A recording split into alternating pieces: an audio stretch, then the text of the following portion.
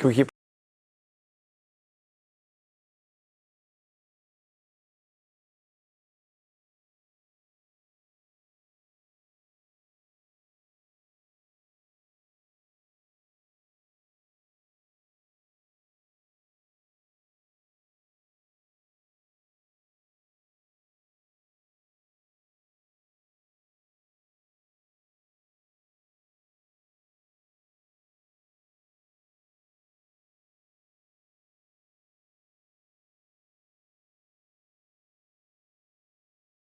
Cool. Can you put on the presentation? Thank you.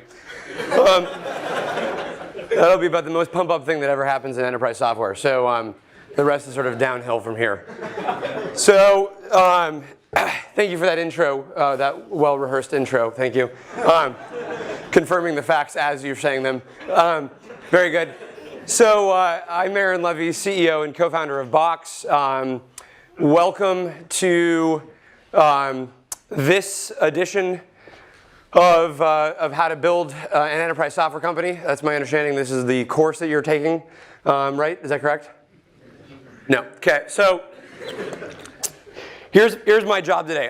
My job is to try and convince you that everybody else who speaks throughout this sort of whole class is wrong, and that you actually want to build an enterprise software company. And so hopefully we'll be able to kind of work through this, and you'll have a good sense of why it's super cool to be in the enterprise. And why a lot of the sort of perceptions of going into the whole consumer space where it's so much fun and everything, why that's wrong, and why you want to do enterprise software. Who wants to build an enterprise software company? Good. All right. Thank you very much.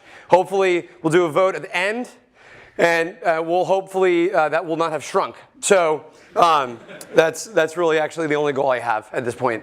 So we're going to talk about three things today. The first is the quick background and kind of history of Box, because when we started the company, we didn't know that we wanted to do enterprise software. And so I want to kind of get through a little bit about why we decided to go after the enterprise and what we do today. And then I'm going to talk a little bit about what are the major kind of factors that have changed in enterprise software that make it possible to do a startup today in this category. And then finally, we'll talk a little about some patterns that you can kind of exploit, and some ways to recognize and ways to actually go and build an enterprise software company yourself. And that's hopefully that'll be some practical, useful advice. Just as a forewarning, my voice is, I've been speaking a lot past couple days, so hopefully I'll be able to get to that third part of the advice and actually be able to talk. So we'll see how we make it, but I'm going to be downing a lot of water, so I apologize for that. So building for the enterprise. This is what we're going to talk about. So just quick kind of high-level stats about Box. We have about 240,000 businesses that use the product. There are over 27 million users that have brought Box into their organization and use it as individuals. And we're in about 99% of the Fortune 500. Unfortunately, that last 1% is really just Microsoft, and they don't seem to want to buy from us. So we have to work on that a little bit. But certainly, decent amount of scale. A lot of users that have brought Box into enterprise environments. These are some of the large organizations that are using the product. So a very wide range of industries, everything from manufacturing and consumer products to companies like General Electric. Stanford Healthcare actually uses the product for collaboration within the hospital environment and some of the research. But between healthcare, media, manufacturing, these are the sort of range of industries that we serve. So the question is, how did we get here? Because we didn't really start the company to try and go build an enterprise software company, even though that is how things ended up happening. So when we started the product, so we launched the company in 2005. We got the idea actually in college back in 2004. And so was anybody using the internet back in 2004? Okay, great. So basically, I didn't know if millennials use the internet. So back then, sorry. Okay, no more age jokes. All right, here's the point. So back in 2004, you might remember that there wasn't a lot to do on the internet. It was actually kind of boring, right? This is before Facebook. This is certainly before Snapchat. So not a lot of things that you could go do. You couldn't send people 15-second messages and photos that disappeared because you didn't even have a phone to send them photos. So in the internet in 2004, there wasn't a lot going on. This was basically what the internet looked like. Sort of a barren deserted landscape, and this was the internet. And just to clarify, the happy camel's Google and the sad camel's Yahoo. And that was effectively, this was the internet, and this is accurate. This is the internet in 2004. Yahoo has done a lot better since then, but back in the middle 2000s, they were certainly trying to find their way, and Google was sort of, kind of taking over the world. But this was the extent of the world. So what we noticed in 2004 in college was that it was, for some reason, and this isn't so much the case today, but back in 2004, it was like really hard to share files. And as simple of an idea as that is now, you go back 10 years and it was either really expensive or it was really hard to move data through different corporate networks. So I had an internship at the time, and in the internship, most of my job using data was actually just to copy printed out pages and then put them in cabinets. That's what you do as an intern, and if you're not a computer science student. So I was like really good at copying paper, and unfortunately not a skill that has really been useful today. But it was really hard to share files. And then in classroom environments, you're constantly working with lots of other people, and it was also hard to share files. Where I went to USC, and USC gave you 50 megabytes of online storage space in your email account. 50 megabytes. So you can basically store about one file, and then it would auto-delete every 6 months. So basically, I don't know who was running IT at the time, but they certainly didn't buy hard drives. So there was just like really hard to store and share files. And so we said, well, why don't we make it really easy to store and share files from anywhere? And so we got this idea for, at the time it was called box.net. And what we noticed was there were a bunch of factors that had changed in the software world. The first was that the cost of storage was sort of dropping dramatically. So in our business, basically every year or two, you can double the amount of data and storage that goes into a hard drive. So what was uneconomical 2 or 3 years ago, all of a sudden becomes feasible because the cost of computing and the cost of storage has dropped. We had more powerful browsers and networks. So Firefox was just emerging. People were using the much faster internet in both their homes and in the classroom. And then people had more locations that they wanted to store and share information from. And so we had these sort of 3 factors that all of a sudden were emerging. And I'm gonna sort of pull these factors back later when I give some kind of tactical advice. But sort of the first point to remember is always sort of look for these changing technology factors, because any market that has a significant change in the underlying either raw materials or enabling factors is an environment that's about to change in a very significant way. And so we were very fortunate that basically the need for data in the cloud was growing in importance, and the cost and the feasibility of doing it was also improving rapidly. And so we decided to put together this really quick version of Box. We launched it as box.net. And the idea was, let's make it really easy to share files. And it turned out that the idea clicked. We got angel funding from this guy named Mark Cuban, and this was before Shark Tank, but it was very similar. And so we got this funding, and we decided that, okay, this is going to be super exciting. We are going to drop out of college. We're going to move to the Bay Area, and it's going to be totally awesome. And when you drop out of college, anybody drop out of college yet? Okay, good. Stay in school. So when you drop out of college, like everyone sort of pictures that it's just going to be incredible. Like Bill Gates dropped out of college. It'll be like Bill Gates or Michael Dell dropped out of college, and it'll be super exciting like Michael Dell, or Steve Jobs dropped out of college. So this is what people imagine, but nobody ever remembers that this guy dropped out of college also, and so it's not really a guarantee, obviously, that it's going to be successful, but it's what you do. And actually, funny enough, I don't even know if this guy dropped out of college, but it just sort of looks like he had to. And I apologize if anybody's related to me. It's just a funny picture on the internet. So basically, we decided we would drop out of college. We moved up to first Berkeley, and then we moved to Palo Alto a little bit thereafter. And we decided that we were going to open up the product for free. We got hundreds of thousands of people that would sign up for the product every single month. So We had a free version of the product called, if you went to box.net, you got a free 1 gigabyte of file storage space, which was, again, quite a bit back in 2006 at this point. But we were getting so many users, and we were trying to figure out what to do. And what we ran into was a common problem that really any startup runs into, but was really pronounced by our business model, which was that for consumers, we had built a very robust, a very comprehensive product. And for enterprises, we had actually built too sort of insignificant of a product. So for consumers, what we were running into was we had all these features that you could pay for, but a lot of the consumers didn't need all of those features. And for enterprises, we didn't really have enough security, and we didn't have enough capabilities around how enterprises wanted to use their data. So we basically had more functionality than what a consumer wanted and less than what an enterprise wanted. And so we found ourselves at this juncture. And we found ourselves basically in this period where it was very difficult to figure out what we wanted to go do with the business. So we had to make a choice, right? And so we were at this path where we just had to choose. We were at a juncture where we had to choose which path to go down. And this was back in early, mid 2006 up to late 2006. So I was, I think, 23 at the time. My co-founder was 22. Our founding team was even younger. We'd all dropped out of college. And so what we back in 2006, 2007, we imagined these two paths, and sort of the worlds were very, very different. Like when you do a consumer startup, it's basically just lots of fun, and you have parties all the time, and it's just super exciting. And then in the enterprise, you basically are battling these just large incumbents. It's a fairly thankless model because people just generally hate enterprise software. So that was sort of how we imagined the two paths was we had to choose one of these two worlds. And so we looked at that and we said, okay, well, consumer looks really fun, enterprise looks really hard, and there's a lot of competition.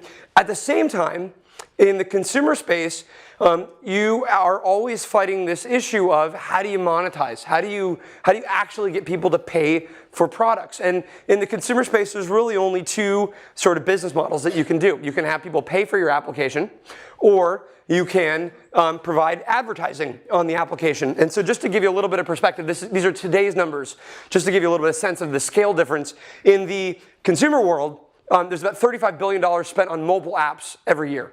Pretty big number, right? $35 billion, that's a lot of money being spent on mobile apps today.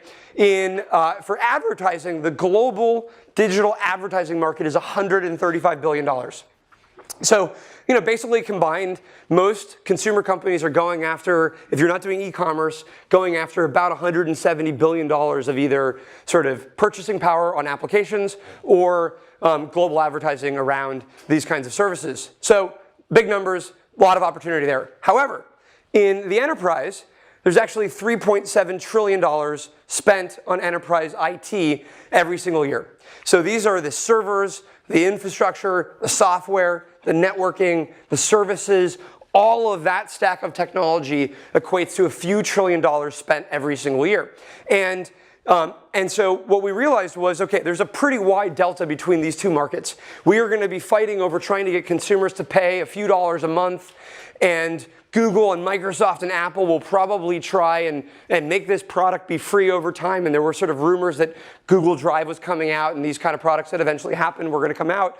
But in the enterprise, it's not so much about that they are trying to always save money on IT. They're actually trying to increase productivity. They're trying to get higher performance from their businesses. So the value equation is very different, right? In a consumer, we have a limited amount of money that we want to actually, make sure that we conserve for as few things as possible that we're going to spend. In the enterprise, it's a little bit of a different shift where you're trying to think about actually what can I get out of technology and how much value is that for me. So that was a really important data point. However, the problem was that enterprise software was really, really unsexy, right? So again, very competitive, very difficult to build a business. It wasn't something that really you should have shot out of bed in the morning and said, okay, I'm super excited to build an enterprise software company. And the reason for that was actually pretty straightforward at the time. The way that you built software was very slow. So you had to be very slow because you couldn't break anything for customers. The sales process was very slow because customers take a long time to purchase technology. So I think everyone's sort of used to this concept that, usually when you try and sell enterprise software to a company, it can take up to a couple of years for them to actually just buy the software. And then it can take a couple more years for them to even implement the technology in the first place. So a lot of companies are around for a few years without having their technology even used in the enterprise. That felt like a huge problem and not like something we wanted to be a part of. The technology itself is fairly complex. So the user experience, I don't know how many people have had to use most enterprise software, but it's generally really complicated. You find yourself asking, why in God's name did a designer sort of put 47 buttons on the page, and you just can't even understand it? And the reason is something we'll get into in a second, but basically there's just no love or care for the design and the user experience. The software is just really complex. And then finally, if that wasn't bad enough, all of a sudden you had to think about, how do you actually sell the software? And for anybody who loves the power of the internet, this notion of having a sort of sales intermediary to get to your customer seemed like really unappealing. Like, you're going to have to go hire a bunch of people that are going to be everywhere in the country, and they're going to be the only interface you have to your customer. You're going to have to hire these guys named Chuck, and Chuck's going to roll in with a briefcase, and he's going to just try and sell lots of enterprise software to the customer. Just so we're clear, this is what Chuck looks like. And that was the sales process that in the enterprise that we at least imagined in our head. I mean, Chuck looks like a happy guy, but he's still an intermediary to getting your software. And we were saying, well, why can't we take the power of the internet and actually get our technology out to people directly? Why should we have to go through this sales intermediary as we scale up the business? Now, I'll get into in a minute why we were wrong about the sales process, but this was the sort of fear that we had at the time. And then, if that wasn't hard enough, we had investors in 2007 saying, basically, there's no way you're going to make it in the enterprise. You basically are, again, a founding team of early 20-year-olds. You don't have anybody on your team that has been in the enterprise. The Microsoft and Google and all these things are just, I mean, not Google, but Microsoft, EMC, Oracle, IBM, these companies are going to stomp on you, and it's going to be very, very hard to actually succeed. And to be fair, they were right on a number of areas, right? So we were a very inexperienced team. This was a stage we were just still early in our careers. My co-founder, for instance, looked like he was 13 years old. So just not really, just to be clear, this is what he looked like. So it sort of made sense, right? This is him as our CFO. I think this is him at 29, but it looked like we were going to go run off with the money and go to Disneyland. So I totally can appreciate why they didn't think we would be able to pull it off. I can't imagine giving him money. So basically, we decided, okay, well, we still have to go do it. We have to just give this our best shot. We're going to take the sort of scale, the consumer experience, the DNA of our company. We're going to see if we can bring this into the enterprise. And then we were very fortunate. We had an investor who was equally early in his career and made a bet on us because sort of with the belief that there was something fundamentally changing with the enterprise that we would be able to take advantage of. And so we decided that if we're going to do the enterprise, if we're going to go after the enterprise, that we would have to play by a very different set of rules. So what about the complexity of software can change in this new era? What about the fact that the sales process is very slow can change in this new era? How do we move and go directly to the user and to the customer as opposed to having this very sort of indirect process of getting our technology out there? How do we build and design for that user as opposed to just for the sale and sort of for the RFP process that a customer is going to go through? And so we looked at all of the factors that were true of the enterprise, and we said, we're going to do maybe not in all cases the opposite, but we're going to find what has changed about the technology world where we can take advantage of that shift and build a better and a newer enterprise software company. And so that was the decision that we embarked on. This is the path that we embarked on about 8 years ago, and that is why we've been focused on the enterprise. And so today, again, we have about 240,000 businesses that use the product, and the reason is we architected the business model, we architected the software, we architected the solution to work in sort of one specific version of the world, and it turned out that that version ended up being the sort of the one that happened. And I'll go into a little bit about what has changed about the world that we sort of built our company around, and what I would highly recommend you, if you're building an enterprise software company, make sure to orient your technology and solution around. So that was sort of why we made the decision, kind of how we started to take on the problem. Now I'd like to talk a little bit about what has changed about the enterprise that makes it sort of so possible to enter it today better and more seamlessly than ever before. So everything about the enterprise, and then by definition, the software that an enterprise uses, has changed just in the past 5 years. This is probably the most magical time. If there could have ever been a magical time to build an enterprise software company, now is absolutely that time, just in terms of how much change is going on within organizations. So let's just go through a couple of these things. So the first is that most application categories are moving to the cloud. And the big difference is this idea that if you were going to start a customer relationship management software company, or a business intelligence software company, or even a content management company 10, 15 years ago, you basically had to go have your technology be implemented in every single customer location, no matter how many customers you sold to, no matter what regions they were in. Every single customer had to put that in their data center.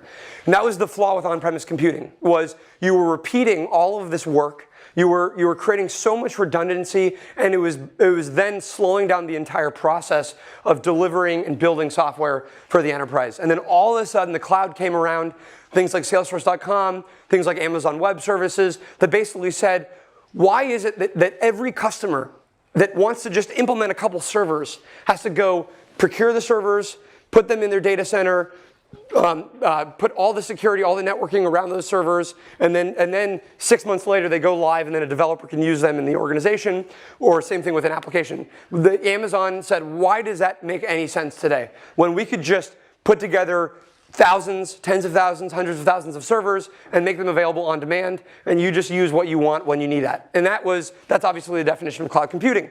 What is happening, though, is finally CIOs and large enterprises are taking advantage of this. So it seems obvious for everyone in this room, because you would never build a company by buying your own servers. You would start it on Amazon or Google or Azure or whatever. But to an enterprise, there are decades, literally decades of investment in infrastructure that now has to move to the cloud. And so that's obviously a massive shift that is finally happening. We are moving to a world of cheaper, low-cost, on-demand computing from a world of expensive computing. The benefit to building a startup is that customers don't have the same kind of friction when they're going to go adopt new technology, right? As soon as the computing is so much cheaper, it becomes easier to adopt new solutions, which means that their barrier for having a conversation, their barrier for introducing them into their enterprise is a lot lower, which creates a massive opportunity for startups. We're going from a world of customized software to really standardized platforms. So it used to be that you had to build custom integrations and all of the custom experiences on top of the software itself, and now customers are realizing that actually they want open platforms, and they can customize at the layer above the product. It used to be that when you were building an enterprise software company, you could only really sell to the top 5 or 10,000 companies in the world, because only those companies had the wherewithal, the talent, the infrastructure, and the budget to deploy your technology into the enterprise. Today, literally a 2-person company can sign up for Box, as well as we work with General Electric, which has over 300,000 employees. So the fact that you can now serve a small business anywhere in the world, as well as some of the largest companies on the planet, mean that there's much larger markets that you can go after, which makes it obviously even a better economic proposition to go after the enterprise. The platforms themselves are becoming more global. So our customers were international literally within the first couple of weeks of starting the company. It would have been, usually if you had done enterprise software the traditional way, that would have taken years to actually be able to go international. And then finally, and probably the most profound shift of all, is that because of mobile devices, iPhones, iPads, tablets, Android devices, the IT model of the enterprise has become a lot more user-led. And that's fundamentally important, because in an IT-led world, incumbents generally win because they have the existing relationship with the IT organization, with the CIO, with the spending power within that company. In a user-led model, users are bringing in their own technology. They're bringing it on the sales team. They're bringing it in the marketing team. They're bringing it in finance. And you can build software then around the user, which means that they can bring the technology in. Then you can sell to the enterprise when they want to have better control, better security, better scalability. So you still have the same business model as a traditional enterprise software company, but the way to get into the company is now through the end user. Okay. So those are qualitative factor changes, just a couple quantitative factor changes. There's over nearly 2 billion smartphones on the planet. That changes every single IT model on the planet, because it used to be 10 years ago, if you were managing technology for an enterprise, you just had to manage the computers and the network that were inside of your building. But now, with billions of mobile phones, you fundamentally have to be able to manage the network and the computing that is going to be anywhere at any time on any network. And that creates a massive opportunity for software companies, because no incumbent has built the technology stack. Sorry for my voice breaking again. No incumbent has built a technology stack that powers this next generation of work and how enterprises are using their data. So that creates a massive startup opportunity. There's nearly 3 billion people online.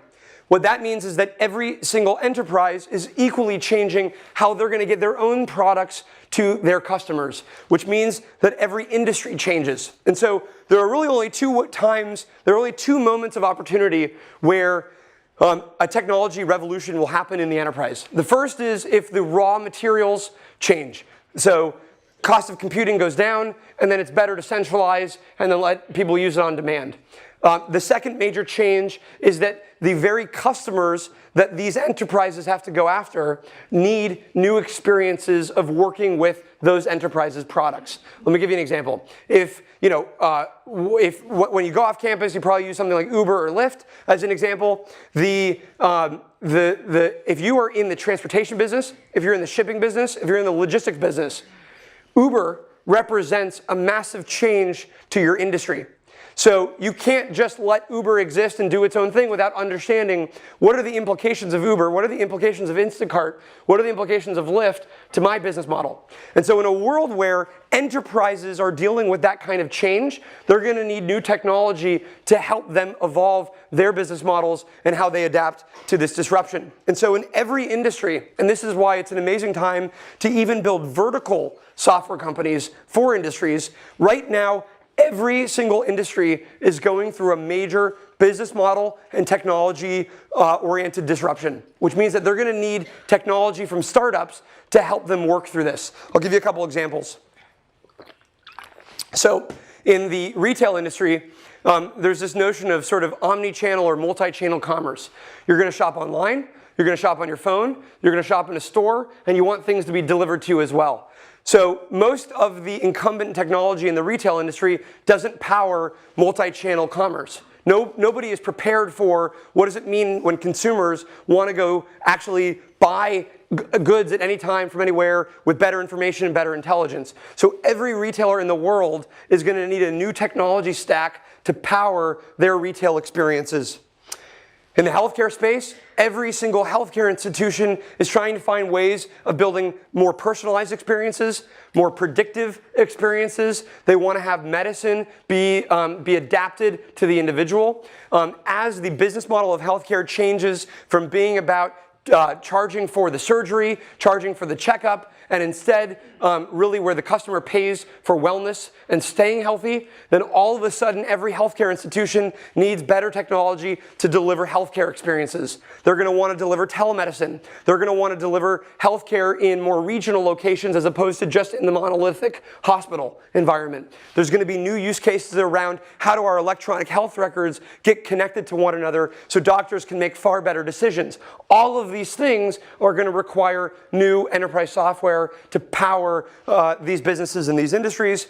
In the media space, as an example, you have a world where an industry is going from really linear programming, so whether that's television, whether that's music, or whether that's movies, this sort of very linear supply chain oriented business model where a film gets made, it goes to the movie theater for 3 months, and then afterwards it goes to iTunes and these other platforms, to a world where people want experiences on demand. So that's going to change how distribution works on the scale of 3 billion people that are on the internet. And again, no media company has a platform that is going to be able to actually power how content and data and information moves through the system at scale.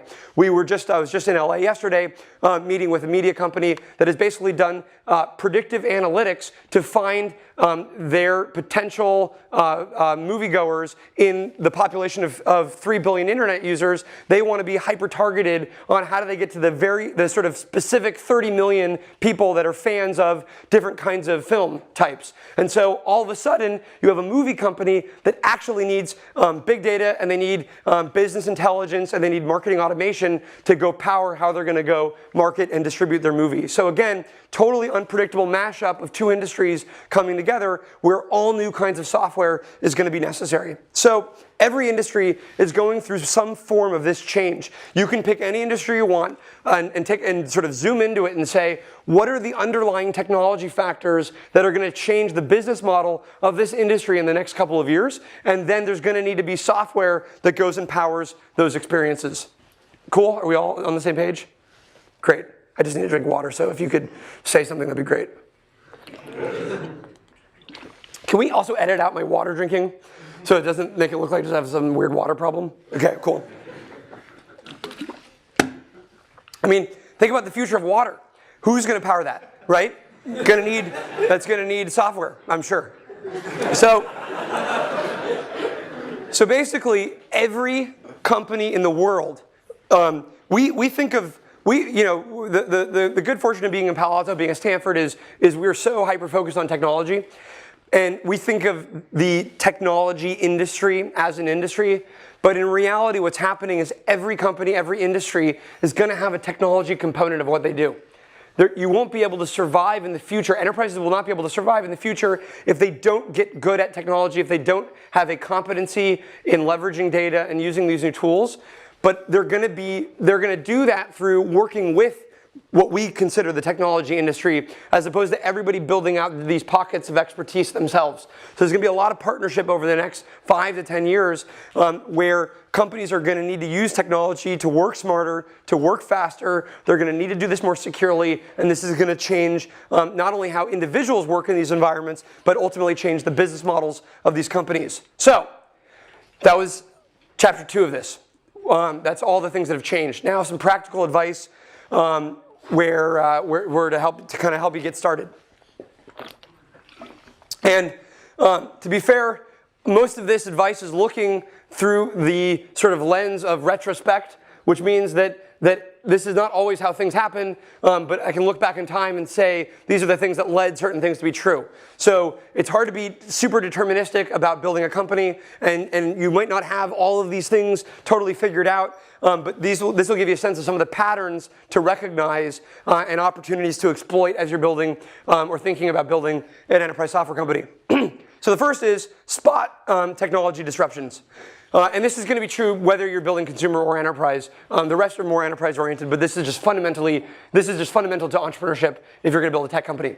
So you have to look for new enabling technologies or major trends, like fundamental trends, that create a wide gap between how sort of things have been done and how they can be done.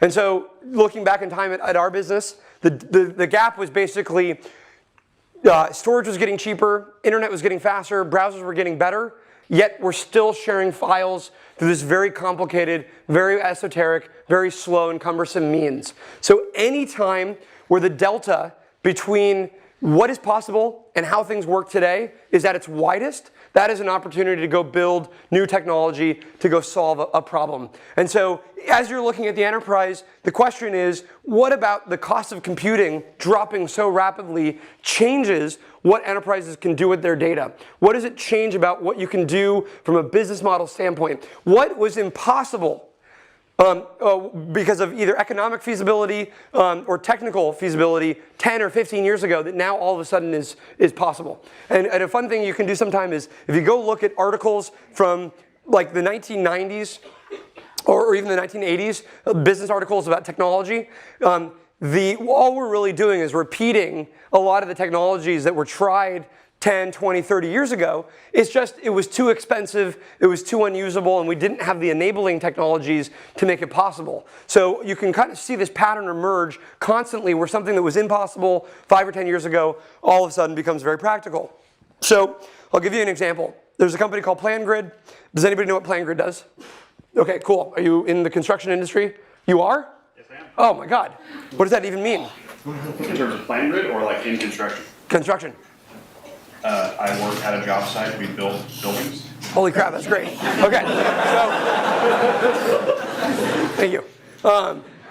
So basically, PlanGrid is it's a mobile application that lets you manage construction projects, lets you get access to your blueprints, lets you manage all of the data around a construction process. And what this team realized was that $4 billion, I believe, are spent every year printing out blueprints and making all of the prints and updates to those blueprints anytime there's a change, and then that has to ripple and cascade through a very wide network of contractors and construction people every time that there's even just one slight minute change. And they realized that, with the iPad, all of a sudden we have the perfect form factor to be able to load up blueprints and load up content, and this is something that could ripple through the construction industry, which isn't necessarily notoriously known for kind of high technology except for on the design side. How could they build technology that would make the data access, data collaboration problem really, really seamless and easy to do in a very traditional industry that hasn't quite changed for a while. So it was a sort of perfect discovery of a technology change in a market and figuring out how do those two things converge. And then this team built a great startup out of it that is doing incredibly well and totally taking over the construction industry as proven by this individual. Thank you. So the next thing is, in the enterprise, you want to start intentionally small. And what I mean by that is, you want to find, and this is again true of a lot of companies, but even more true in enterprise in a user-led paradigm. You want to find the wedge that is sort of the very natural place where you can create a product that will slip in between the gaps of other existing products, but is something that you think over time expands to become a more important part of the enterprise architecture. So what you want to start to do is say, we're going to take this sliver of a problem, we're going to totally make the user experience on that incredible. We're going to either change the business model, we're going to create new technology that makes this previously difficult problem really, really simple. And it might feel small at first. Maybe you're going after small businesses and then you're going to move up market. Maybe you're starting at just a sliver of the use case and then you're going to expand out. But you intentionally start small because you will not be able to compete with an incumbent, because the incumbent is going to always go for the full solution. So you have to find what are the gaps in the full solution that are significant enough where a customer is going to want to solve the problem with the discrete technology, but that over time you're going to be able to expand, again, either to larger customers or to more use cases over time. A great example is Zen Payroll. So Zen Payroll started by a Stanford graduate or Stanford graduates a couple of years ago, basically discovered that the payroll process in small businesses is an incredibly complicated and annoying and cumbersome process, and that's because we use the same vendors that we've been using for decades to do that, and they weren't sort of digitally oriented. You didn't get your sort of, you didn't get your payments as a receipt over email. It was very complicated. You didn't really get to see graphs of your salaries. There was no real good data around this, and they said, we're just going to take off the slice that is most painful to startups around hiring people and around paying people, which is just that payroll management process. We're going to plug into a lot of existing infrastructure, but we're going to make it dead simple to go do this. And now they're able to move both up market over time as well as deliver new services over time. And what happens is the incumbents in this market initially look at something like Zen Payroll and they say, well, that's small, it's only for small businesses, it's not going to be very powerful, but that's just the start. Because as they get that wedge and as they fit into the market, they're going to be able to expand again over time, build out more services and more capabilities, but they found just the exact right opening to build a new company and have that emerge. The next is you really want to find asymmetries. You want to find, my God, okay. So can we do some some tuning of my voice later? So at least it'll sound like I'm doing rap. Okay, there you go.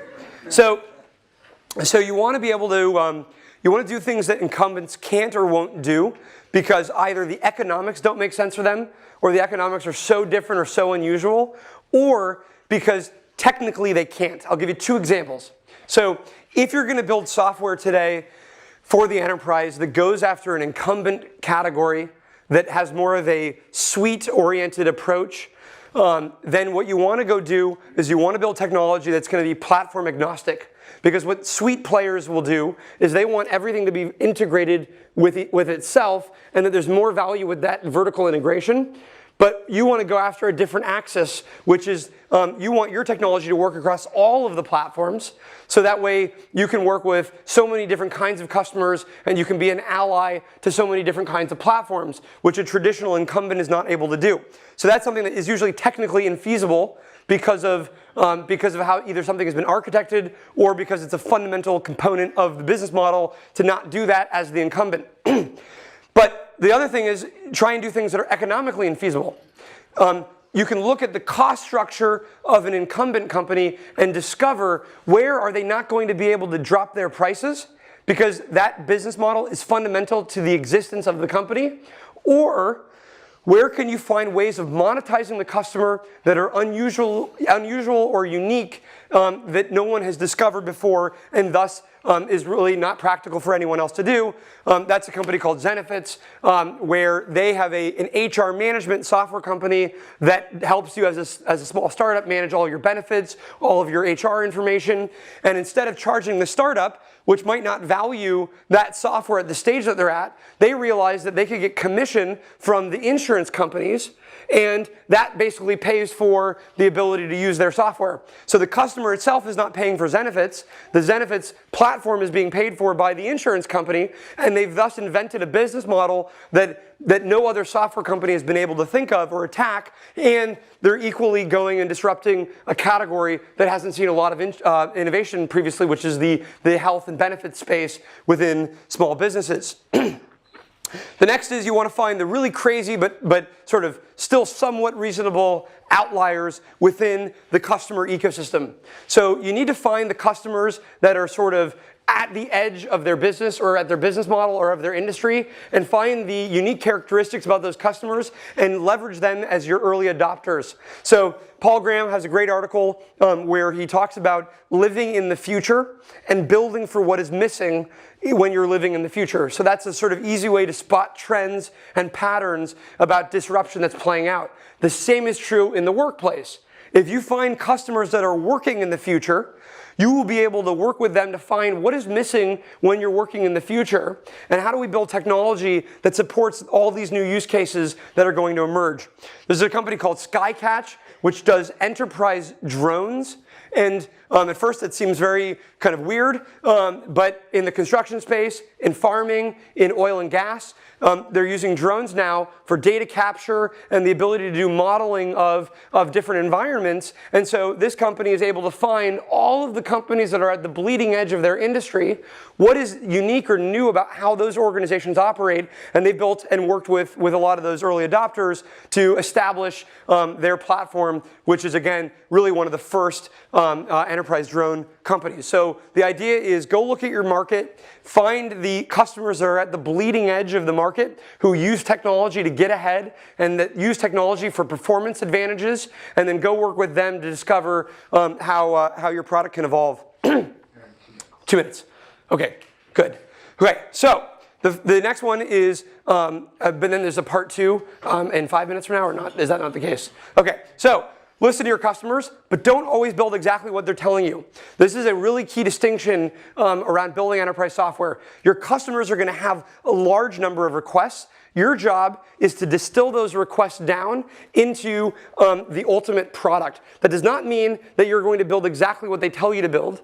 It is your job to listen to their problems, but actually translate those into what is going to build the best and simplest solution to those problems. It's really your job, and Palantir does this as an example with very, very complex issues, and then they distill those down into simple solutions for very, very complex problems that the customer otherwise would not have known how to ask for. You want to modularize, not customize. So build a platform as opposed to building all of the custom technology and custom vertical experiences directly into the software itself. Make sure that you really think about openness and APIs as a way of delivering vertical or custom experiences. Don't build that directly into the product. Focus on the user always. So again, the magical thing about building an enterprise software company right now is you can keep consumer DNA at the center of the product. That will always mean that adoption is easier. Your product has a much higher chance of going viral. It becomes easier to sell into the organization. So always make sure you bring consumer DNA into the product development process. And your product should sell itself. But that does not mean you don't need salespeople. So this is a really important distinction. Leverage everything about the internet, leverage everything about users to get to your customers. But you still will likely need sales as a way to help your customers navigate your product, help your customers navigate the competitive landscape and the ecosystem. So you're going to want consultative, very, very sort of domain-oriented sales individuals that are going to be able to be helpful in your customer being deployed and enabled in these organizations. But don't make that be a substitute. Do not make that be a handicap for building a great product. So you fundamentally have to keep the product at the center of that. A company called Mixpanel comes in through the developer and then over time is able to sell to that organization with a more inside sales-led process. Also read these 3 books. Crossing the Chasm, Innovator's Dilemma, and Behind the Cloud. These 3 combined, especially if you binge and you just read them all, you'll definitely come out the other end with a massive software company. And so in closing, today, right now, when you leave this room is an amazing time to go start an enterprise software company. So I wish you the best of luck. And of course, if it doesn't work, we are hiring. And then the only other caveat is please do not compete with me because I have a lot of competition already. So ideally, either come work for us or build your own company. So thank you very much.